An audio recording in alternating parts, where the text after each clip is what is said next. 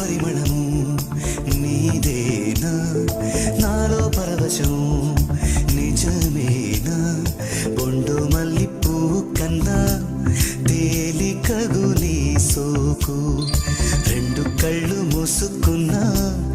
లాగు మరి నీ వైపు సొగసును చూసి పాడగా